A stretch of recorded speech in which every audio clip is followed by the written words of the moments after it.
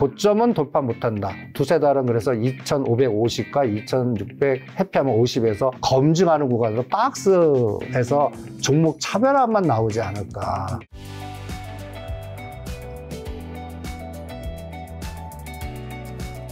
실전 투자를 거의 이제 한 38년 정도 하시지 않으셨나요? 예, 거의 85년부터 하니까. 아, 38년 하신 이제 대표님 입장에서는 지금 현재 한국이랑 미국 증시 좀 어떻게 지금 현재 상황 보고 계신가요? 미국 증시는 저는 서학 투자자로서 다 팔았어요. 아, 다 파셨다고요? 네, 안 해요.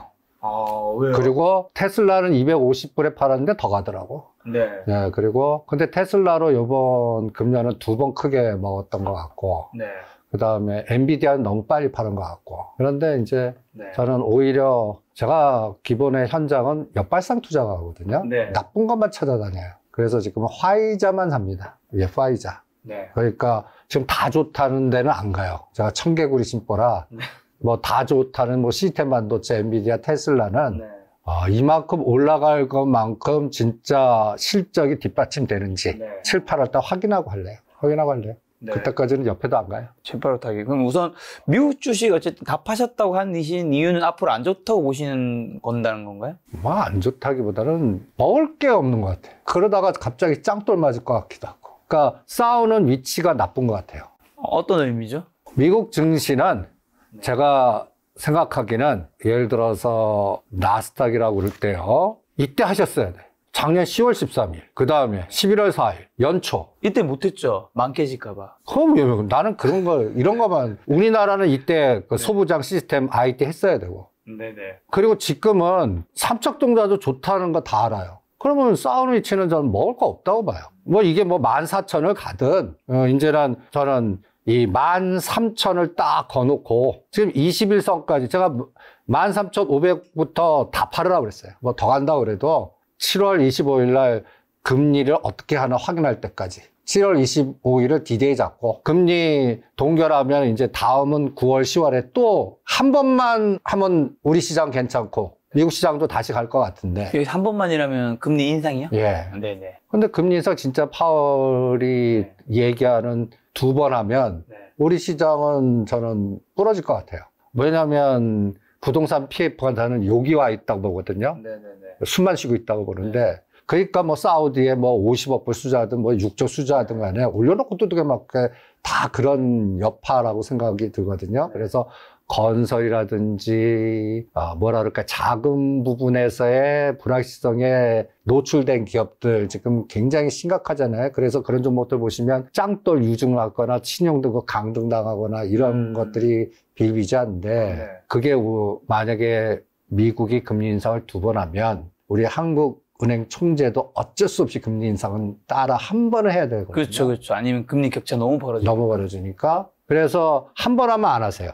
한 번 하면 이제 그냥 뚝심 있게 가실 것 같은데 2번 하면 그분도 어쩔 수 없다.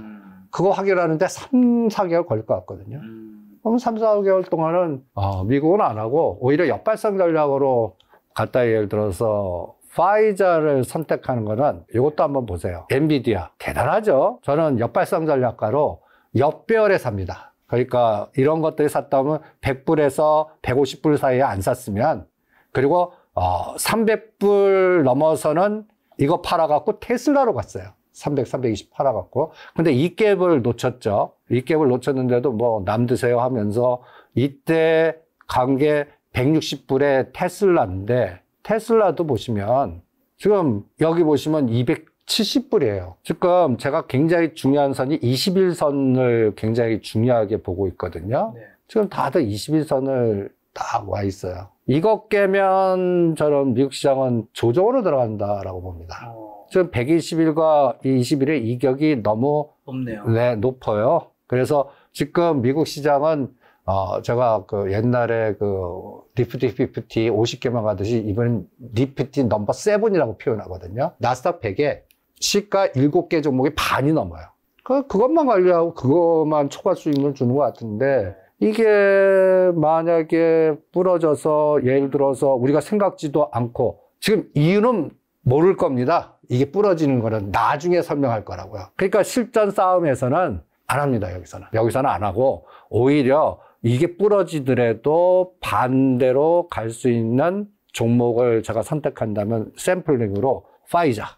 완전히 지금 제가 제일 좋아하는 게 이런 그래프들이에요. 왜 좋아하시죠? 다들 얘기를 안 하니까, 첫 번째. 그리고 다들 얘기 안 한다고 해서 좋은 건 아니잖아요. 그러니까 위치가 이렇게 거의 2002년 팬데믹 수준이고, 싸고, 네. 그리고 이쪽 된다고 사는 사람들 못 봤어요. 그러면 저는 먹을 게 있구나라고 생각을 합니다. 그리고 이제 바로 안 사요.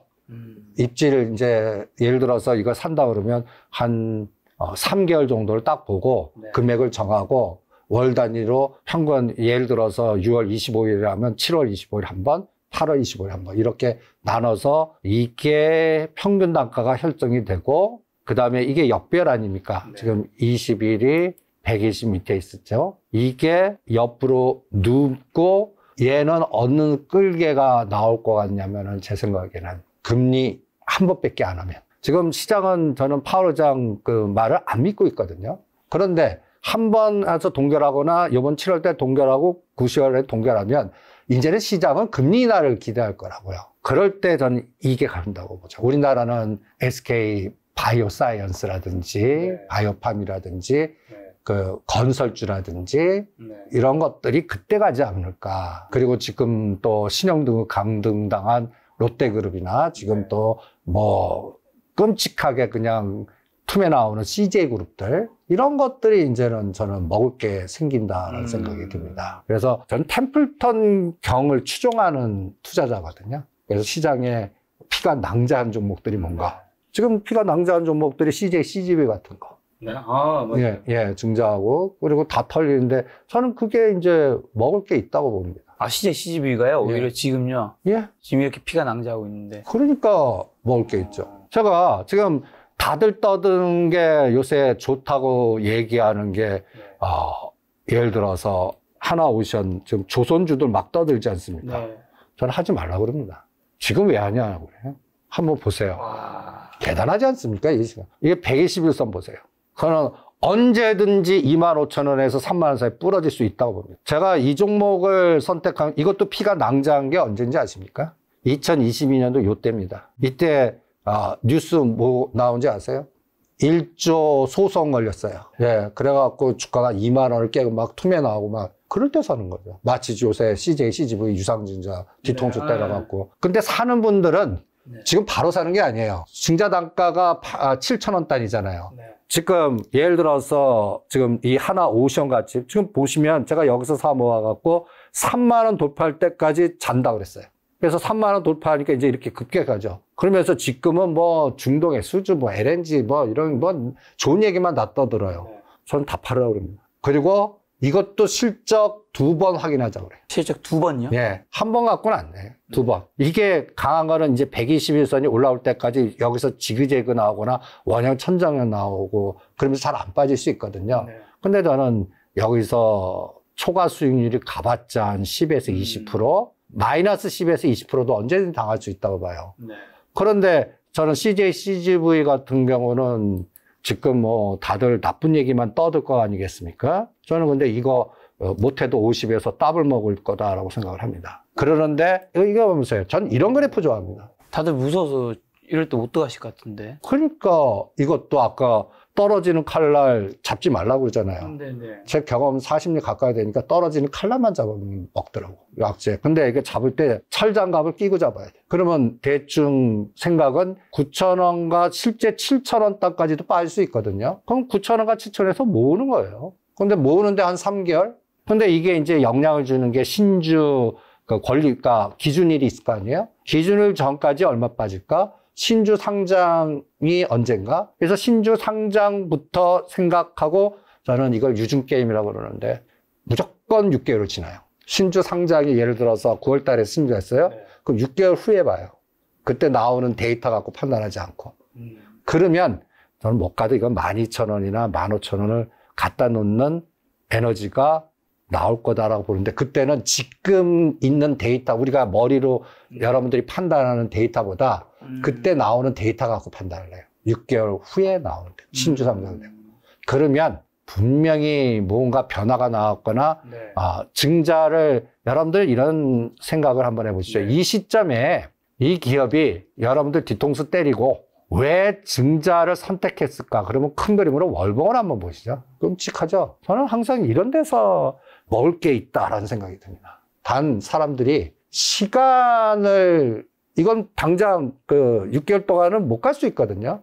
그 시간을 자꾸 따져요. 그런데 뭐 이런 것들을 사 모아갖고 못 가더라도 예를 들어서 이게 꼭 아까 얘기한 대우조선의 하나오션이 2만 원 붕괴하는 거랑 똑같거든요. 그리고 대충 한 1년 후에 보면 분명히 극장에 대한 사업의 업을 바꿀 겁니다. 이번에 극장을 잘 안 가잖아요. 그죠? 그러니까요. 예, 다른 넷플릭스나 다른 OTT 같은 거 예. 워낙 잘 돼 있으니까. 그러면 이번에 증자하고 여기서 뭔가 이 업을 하는 사람들이 그 바보는 아닐 거 아니에요. 그러면 어떤 아이디어를 쓸까요? 저는 이제는 극장에 콘서트를 무지할 것 같아요. 소규모 콘서트 그러면서 뭔가 새로운 변화를 할 거고, 네. 그 다음에 수익 구조를 뭔가 다변화시키는 뭔가 변화를 줄 거고, 그 다음에 이제 또 1년 정도 지나서 이제 리오프닝의 정상화 속도가 점점 확산이 되면 극장 안 가는 사람도 서서히 늘어나고 뭐 여러 가지 컨텐츠도 증가할 것 같고, 네.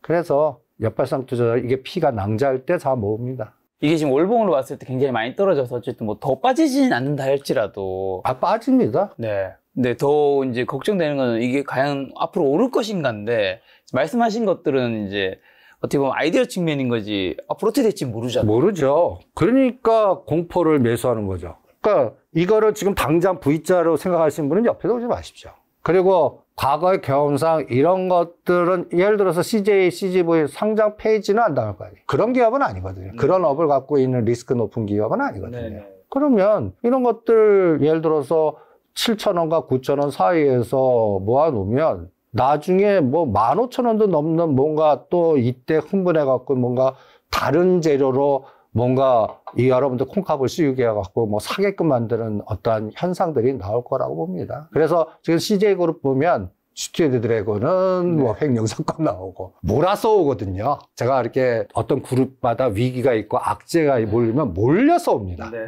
근데 그게 어떤 면에서는 정화작용을 해요. 기업을 하여금 간단히 얘기해서 뭔가 리셋을 시킬까? 그렇죠. 그 사람도 자르고 네. 구조조정도 하고 뭔가 이렇게 해서 그러다 보면 더 이상 나빠지지는 않는 구간이 나온다고요. 그러니까 저는 그런 것만 찾아다닙니다.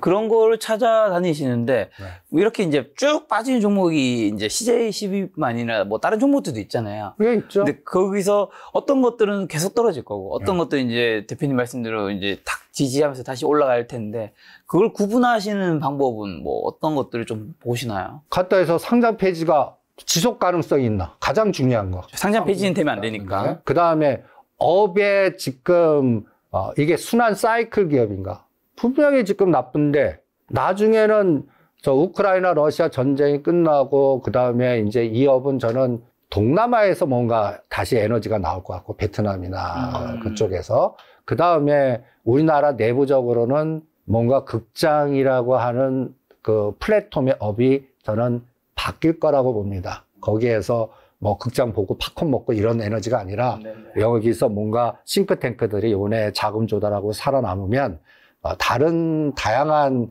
그 플랫폼 비즈니스를 할 거다라고 판단을 하고 있고요. 그 다음에 이제 이것도 분기 실적 2번 보면 적자가 심화되거나 나빴는데도 안 빠지는 상황에서 이제 확인이 되는 거죠. 그거를 대충 신주 상장되고 나서 그러니까 이런 그래프들이 나와야 돼요. 최근에 같이 설명한다면 아난티 같은 거. 아난티를 월봉으로 볼게요. 이런 그래프들. 이제 월봉으로 평균 이렇게 더 이상 뭐 어떤 악재 나와도 잘 안 빠지는 월봉으로 몸통이 작아지면서 지금 아난티도 보시면 2022년 10월 달부터 이때가 2100입니다.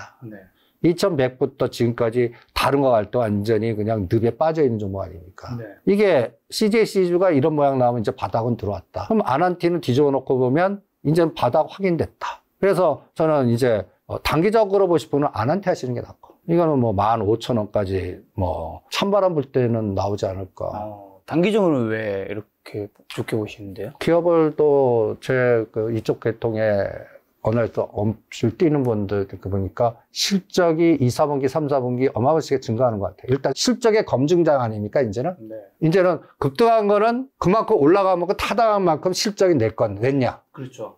그 다음에 박살난 주식은 뭔가 악재에서 걸어놨는데도 이게 갑자기 실적 서프라이즈 나쁠 것 같았는데 실적 뚜껑 열어보니까 생각보다 좋네. 이거 지금 어떤 면에서는 리오프닝주 연결고리로 아난티, 뭐 골프, 여행, 뭐 숙박 이런 것들 아닙니까? 네. 근데 얘는 실적 좋습니다. 2, 4분기, 3, 4분기 우상향.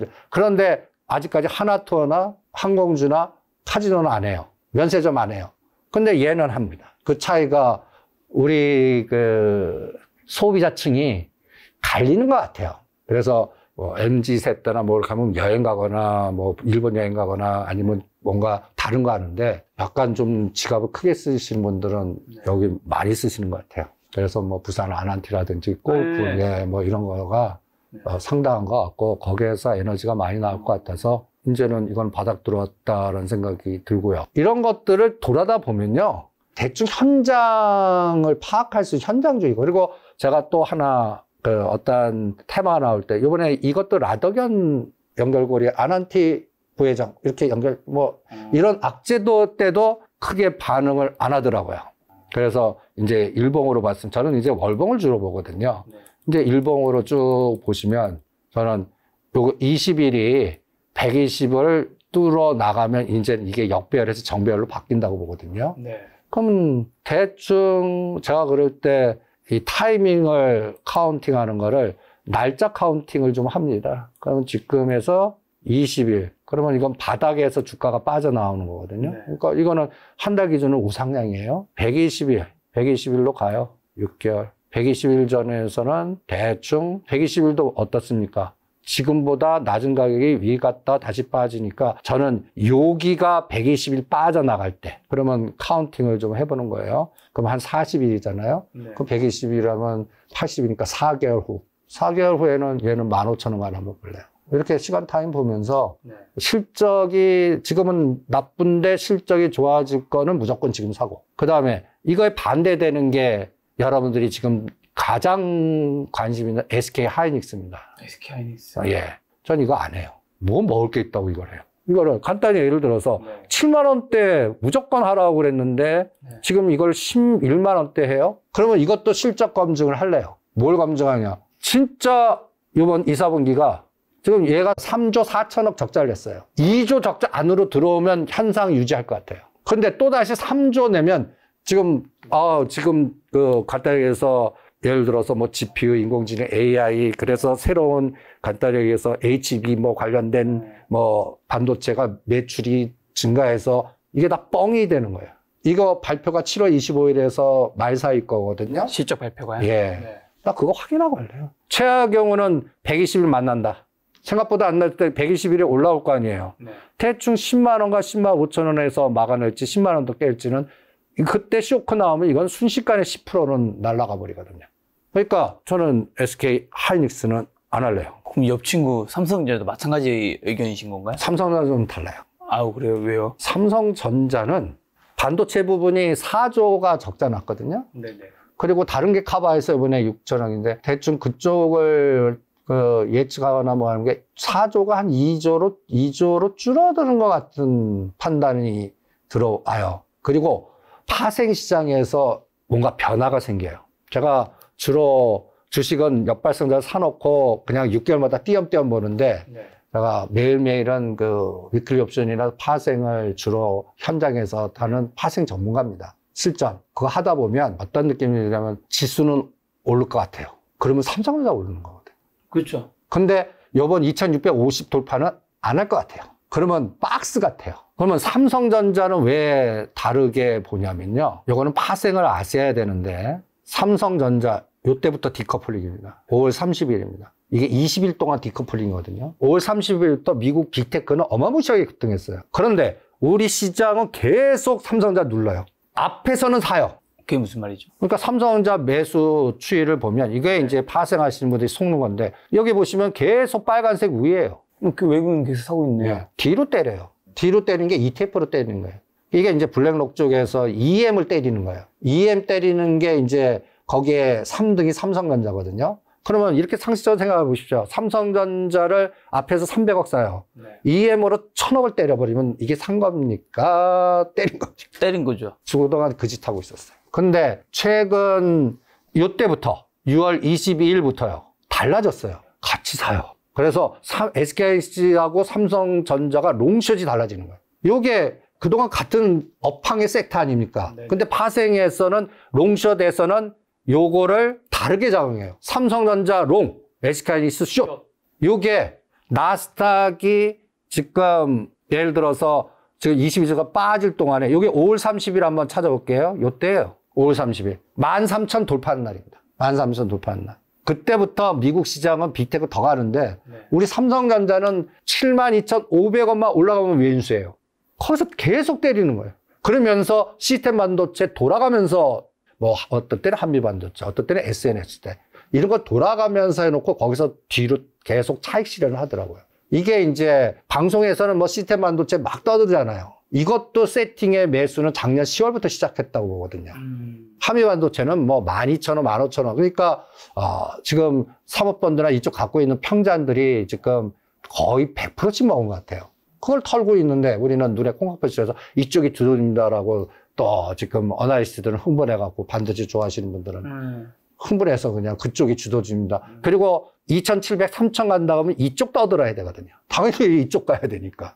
그런데 결론은 파생시장에서 이용당하는 것 같아요. 그래서 앞에서는 현물 사고 뒤에서는 EM, ETF 때리거나 네. 옵션. 그래서 요새 파생시장 수위가 조 단위가 왔다 갔다 해요. 하루 8,000억 1조 샀다가. 이게 현물은보다 꼬리 변동성이 더 커요. 오늘도 보시면 오늘도 현물에서 선물에서 여기 딱 보시면 8,000억을 때립니다. 8,000억을. 그런데 금융투자는 5,000억을 사요. 근데 5,000억 매수보다 8,000억을 때렸으니까 네. 시장은 어때요? 이거 매도가 더 강하지 않습니까? 그렇죠. 이거 파생 잘못 읽으신 거예요. 이걸 수량으로 바꿔볼게요. 9,800개죠. 그리고 금융투자는 6,200개 샀죠. 네.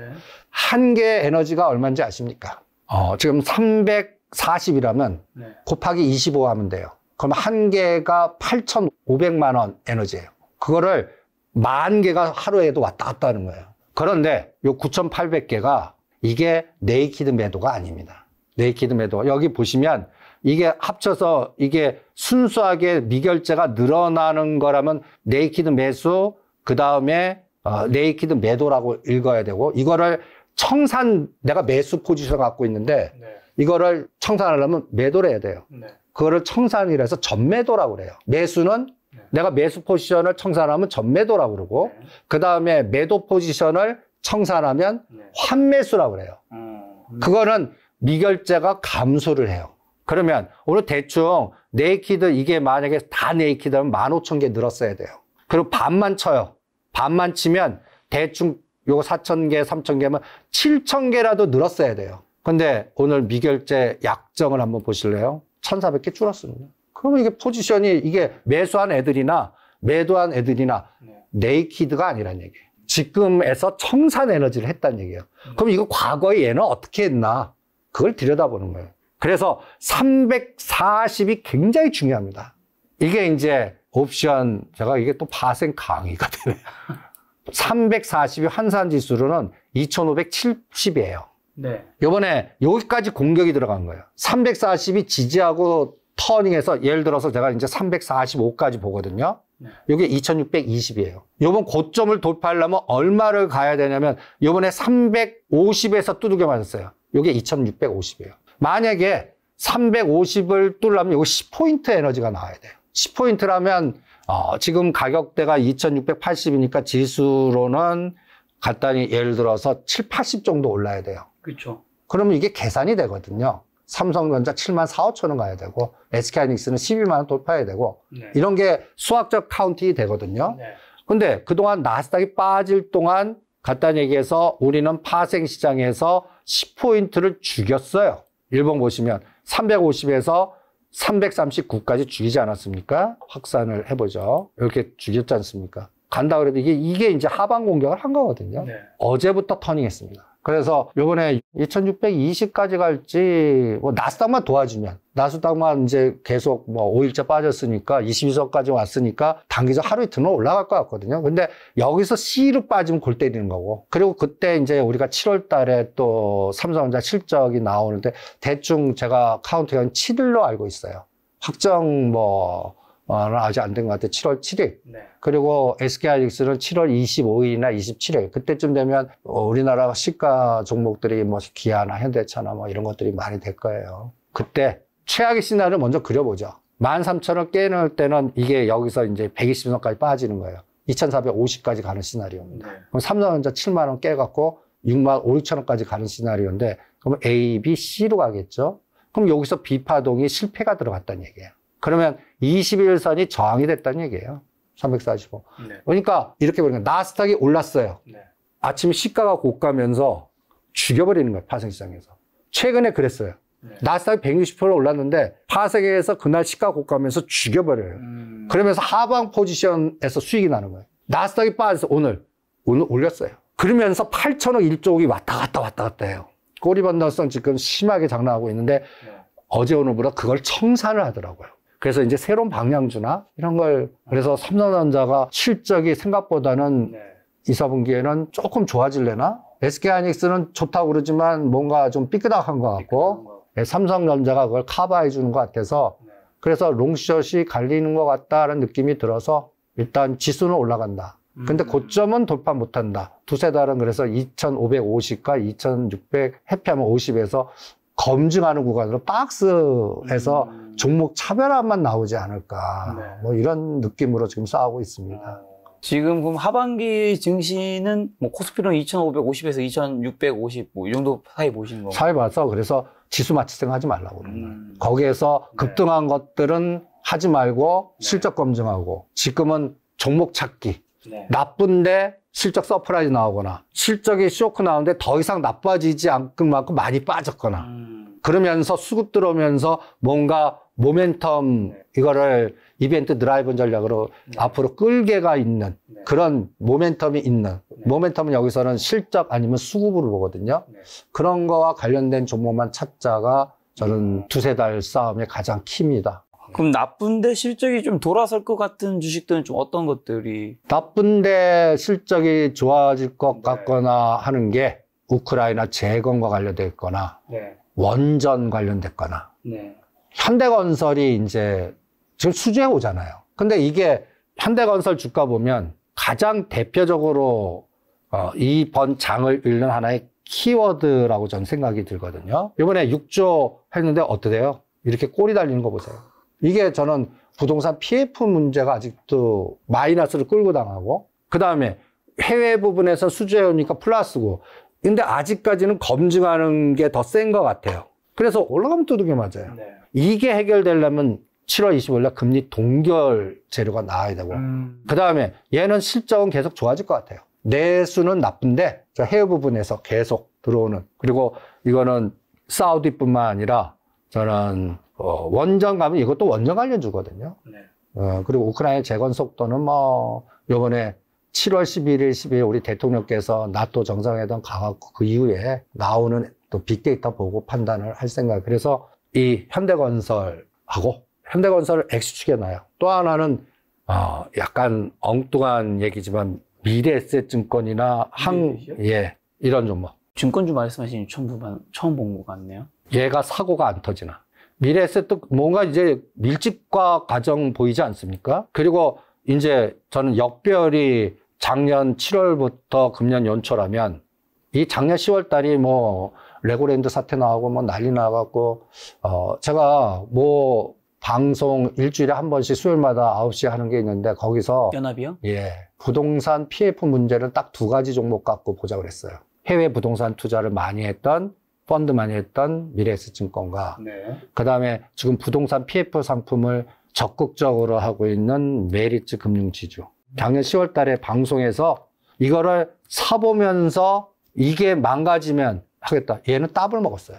그러니까 살려준 거예요. 대마불사. 이때가 6,000원이고 미래에셋증권은, 메리츠 금융지주는 2만 원, 2만 2천 원이에요. 그런데 4만 5천 원까지 갔습니다. 네. 부동산 PF. 이 미래에셋 금융지주가 어떤 비즈니스를 했냐면 지금 문제가 되는 부동산 PF 거기다 투자를 하는 거예요. 지분 참여도 하고 네. 돈도 빌려주고. 네. 근데 지금 이게 터지면 심지어는 여기가 롯데그룹하고 가장 많이 연결돼 있어요. 조단이. 그런데 주가는 더블이 갔어요. 근데 최근 보세요. 최근 한 달 동안의 그림을 한번 보시면 이렇게 이격이 120가 이게 이격이 높다. 이제는 밀집돼 있어. 그죠? 120일이 똑같고 20일도 똑같고. 근데 이걸 깨고 내려가요. 나는 이게 검증돼야 돼요. 그래서 4만 원을 딱 그려놓습니다. 4만 원 깨면 우리가 모르는 거 터진다. 우리가 정보의 비대칭성으로. 네. 그리고 최근에 벌써 이쪽이 벌써 한국금융지주 이거 때린 거 보십시오. 그동안 이 지지했던 자리를 이 한국금융지주가 카카오뱅크입니다. 카카오그룹. 이게 가게에서 일대 주주 한국밸류 해갖고 이제 지분 참여 그쪽인데 벌써 이 주가는 벌써 어떤 느낌 드세요? 중앙으로 보시면. 이렇게 바닥 끼고 대반등 줬다가 다시 이 저점을 깨려고 그래요. 이게. 네. 이게 제일 찝찝해요. 그래서 얘가 살아나야 돼요. 그러면서 카카오가 신저가 내는 거예요. 이날 기억을 잘 해보십시오. 6월 21일, 22일입니다. 네. 카카오, 이게 다 연결돼 있다고 보거든요. 6월 22일. 여기서 이 속도 보세요. 아, 카카오 그새 또 더 빠졌네요. 예. 이게 당사자들이 있을 거 아니에요. 자산운용사 뭔가 벌써 던졌다는 얘기예요. 우리가 모르는 거. 그러니까 이게 바닥을 확인해야 돼요. 그래서 저는 부동산 PF는 25일 날과 9월 달에 연준이가 금리를 2번 동결하면 이제는 시장은 이날을 기대하니까 이러면 이런 게 V자로 가는 거예요. 살았다. 그렇죠. 예. 그걸 확인할래요.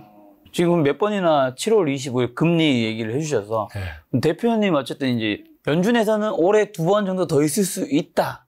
이 최대치로 정도 말했는데 그러니까 어떻게 보시는데요?